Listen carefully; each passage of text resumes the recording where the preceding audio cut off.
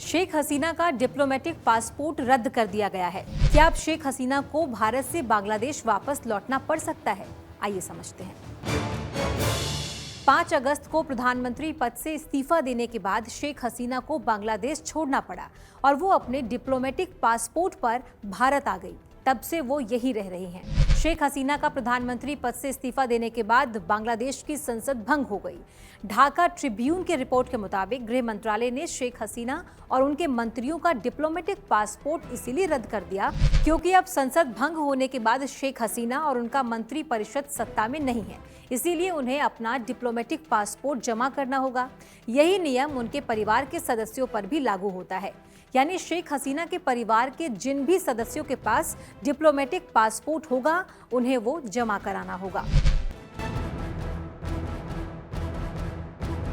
आइए अब समझते हैं कि किस प्रकार बांग्लादेश की अंतरिम सरकार शेख हसीना के खिलाफ भारत पर प्रेशर बना सकती है। कारण नंबर 1, वीजा फ्री एंट्री की अवधि खत्म होना।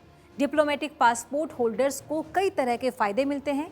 उनमें से एक फायदा बांग्लादेश से 45 दिनों के लिए भारत में बगैर वीजा रह पाना है और 5 अगस्त से अब तक शेख हसीना इन 45 दिनों में से एक बड़ी ड्यूरेशन भारत में बिता चुकी हैं। एक तरफ शेख हसीना का डिप्लोमेटिक पासपोर्ट रद्द कर दिया गया है, वहीं दूसरी तरफ 45 दिनों की ये अवधि खत्म होने वाली है और भारत पर राजनयिक दबाव पड़ सकता है। कारण नंबर 2, बांग्लादेश और भारत के बीच की प्रत्यर्पण संधि। शेख हसीना के खिलाफ बांग्लादेश में 50 से ज्यादा क्रिमिनल केस दर्ज हो गए हैं। इनमें से 40 से ज्यादा मर्डर और किडनैपिंग से जुड़े हैं।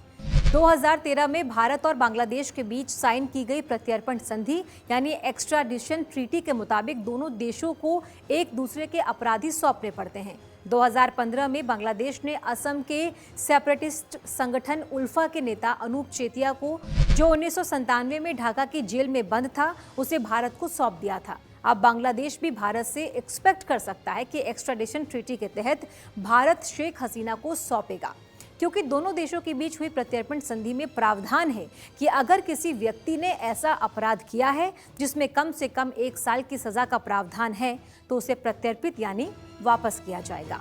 बांग्लादेश नेशनलिस्ट पार्टी यानी बीएनपी की प्रमुख और पूर्व प्रधानमंत्री खालिदा जिया ने भी कहा था कि शेख हसीना ने जो अपराध किए हैं उस आधार पर उनका प्रत्यर्पण किया जाना चाहिए। अब शेख हसीना की मुसीबतें और बढ़ती नजर आएंगी, साथ ही भारत के लिए भी डिप्लोमेटिक प्रॉब्लम खड़ी हो सकती है। हालांकि कुछ ही दिन पहले शेख हसीना के बेटे सजीब वाजिद जॉय ने कहा था कि वो जल्द ही बांग्लादेश लौटना चाहती हैं, लेकिन कब, इस पर कोई जानकारी अभी तक नहीं आई है।